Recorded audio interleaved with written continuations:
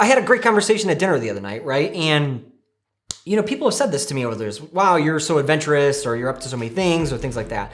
Aren't you afraid, or aren't you fearful, or don't you get nervous? Absolutely, right? Like, there are so many things in life where I think I've had to use fear almost to propel myself, right? Yes, the fear is there. Yes, it's nerve-wracking. Yes, I don't know what I'm doing. Yes, I get anxious, but I've used it to propel myself into these situations, almost like as a protective mechanism saying, if you don't do this, you're gonna die miserable or unhappy or not fulfilled, or you're never gonna have tried it, right? And we don't know unless we try things, right? And so I've maybe honored the fear and used it to fuel me in a way.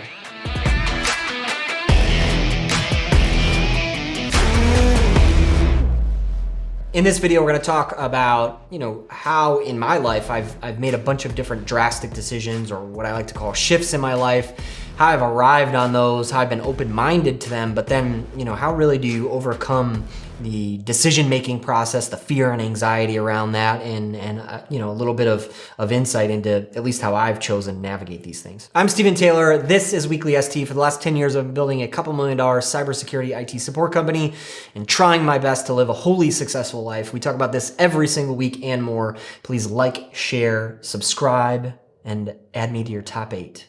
And I think this is almost a short list, because people have also asked me, they said, well, when did this start for you in life? And the more I tried to roll back the tape in my mind, the more I realized, well, holy shit, I left the house at 16, and I walked for 4.5 hours to a friend's house, just deciding that I don't want to do this anymore. I'm going to go and do something else, right?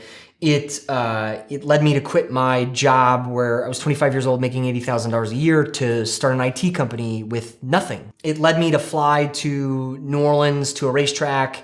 I did 161 miles an hour in a Lamborghini straight into the sunset.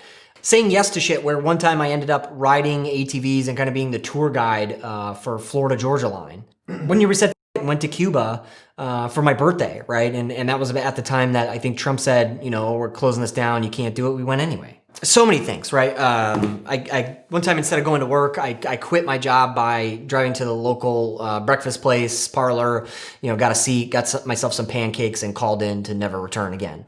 So just a lot of different things that I've made that shift or that decision or that change, and all the while being afraid and petrified and anxious, whatever it may be, but I've used that to fuel the movement or the change.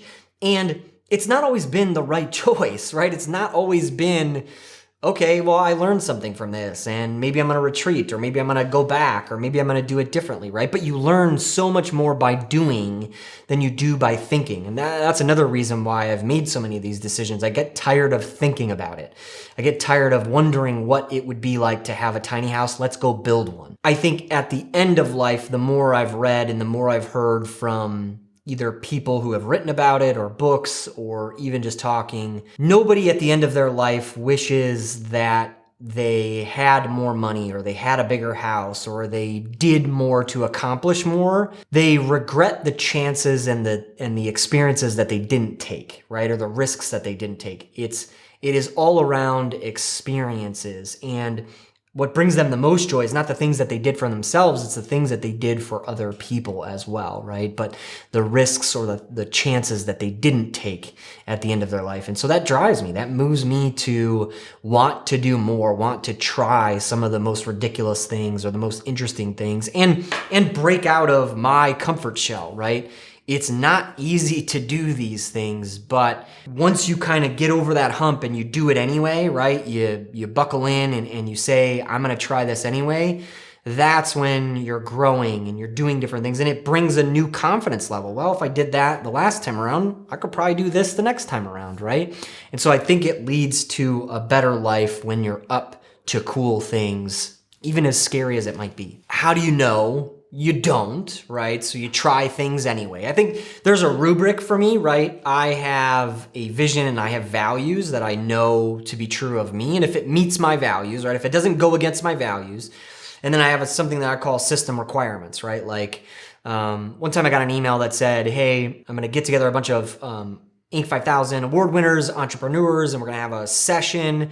We're gonna spend a day together and learn and help each other. And then the next day, we're gonna get in Porsches and race around the track here in Atlanta. And I said, sign me up, I'll be there, right? Because it fit my values and system requirements around, positivity and business and growth mindset and also racing and everything else, right? There was nothing in that package, if you will, that I would have said no to, or I didn't feel comfortable with, or was against who I am and what I do, right? So for me, it was an instant yes.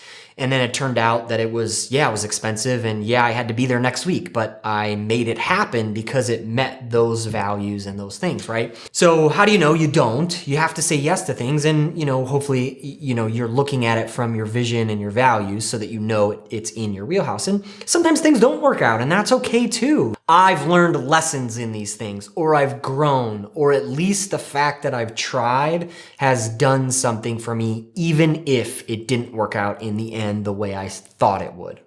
If you had even 3 different puzzles and you mashed all those pieces together, it would not be possible to put that together. Like, very difficult, right? Extremely difficult. The vision is one puzzle, one vision, and then you can put the pieces together, right? Like, life is difficult enough, right? And it doesn't mean we can't chase 2 or 3 different dreams. It doesn't mean we can't, have a wholly successful life where all these different tenets, right? But you almost have to be willing to take a few steps back and look at, what does the next year of my life look like as a component of the next 10 years of my life, and then break things down where it's more manageable, right? But you can't mix 3 puzzle boxes together and just hope for the best. You've got to have a vision. I think it was Buffett that was quoted saying something along the lines of, 90% of the stuff you've got to say no to, right? This is not go and do everything, right? I have tried so many different things in my life, and I'm going to continue trying that, right? And maybe my lens or my angle is a little bit wider maybe than most, but these are things that I want to challenge myself, and I want to grow, and I want to try, and things like that, but they still speak to my vision. There is still a ton of stuff that I say no to, mostly because it's not who I am, it's not my values, those kinds of things, right? So this is not about saying yes to everything, right? There's a subset of the yeses, and there's probably a bigger, pool of, things that you're going to say no to, right? And that can be super difficult too, right? But also super important to, really focus, your energy. And for me, and there was this great quote from Socrates, right? It's not about something about looking back on these things, is about, building new. In all of this stuff, right? And I was blessed in a backwards way, right? Not having a lot of family whom may want to influence all my decisions or tell me what to do, right?